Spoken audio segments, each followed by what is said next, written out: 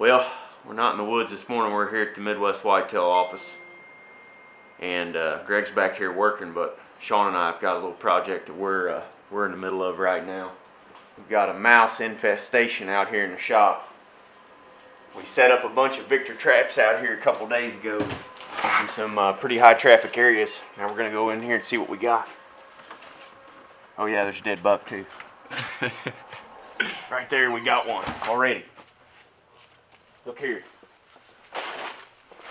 Oh man. Got him. That set worked perfect. Yep. Little funnel area right here, pinched in between these old bags of soybeans. Coming right along the edge of that wall right there. Waxed him. With this recent cold front, it's got these mice up on their feet. Looks like. I think I got another one right over here. Oh. Is there one? Yeah. 2 down. Got another one right here. 2 for 2.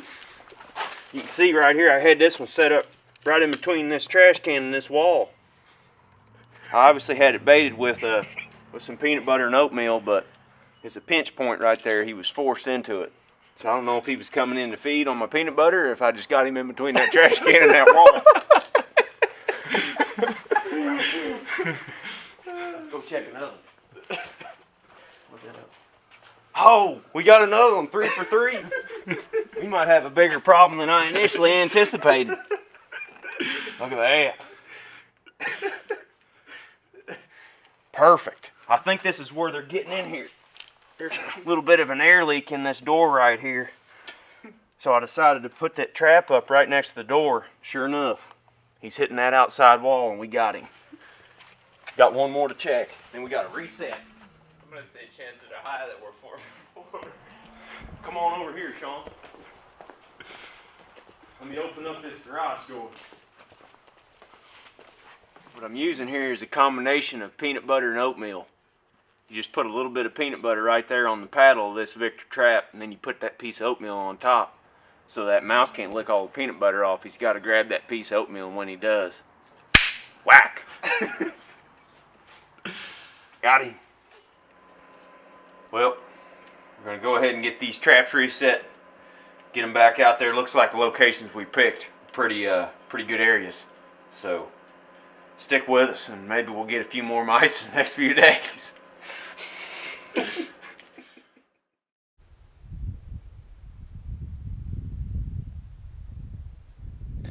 Well, it's November 20th, and Aaron and I are down here at the river unit this afternoon.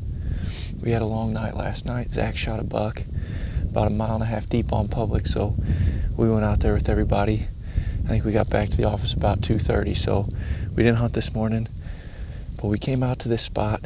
It's a really, really cool setup. We can see probably 1/2 mile to 1 mile in some directions. We've got this massive marsh back here behind me, which would be to the south, and we've got cut corn out here in the front, a little bit of standing corn as well. We've got a doe and a button buck out in the field right now, but this is a spot that Aaron and Danny came and filmed in the middle of October, and they filmed a bunch of mature does coming out of this marsh back here behind me. It's great bedding. We've seen it time and time again on the public land. These deer love to bed in this dried up river bottom. It's tall grass, it's great cover, it keeps them out of the wind, and it's overlooked by a lot of hunters. I mean, people don't want to walk through that stuff. It's head high in some places, so the deer love it, people avoid it, and we've really seen a lot this year that the deer use it quite heavily. So we're set up on an old fence row. There's just a couple of soft maple trees and locust trees in here. We got in the best one that we could, but it basically just separates this cornfield from this big marsh behind us. Like I said, we can see a long ways. We've got some deer in the field here right now.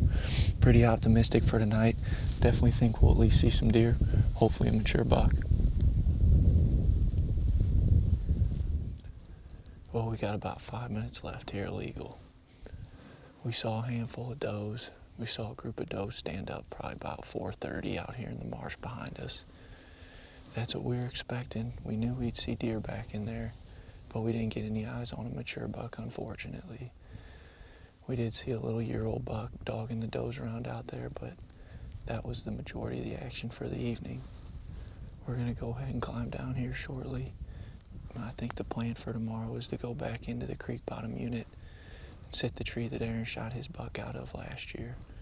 We checked the camera after we sat it 2 days ago and saw a bunch of good bucks on there throughout the month of November and a couple of shooters in the latter part just within the last few days. So we're gonna go in there, bring the decoy, and we're gonna give that a shot tomorrow.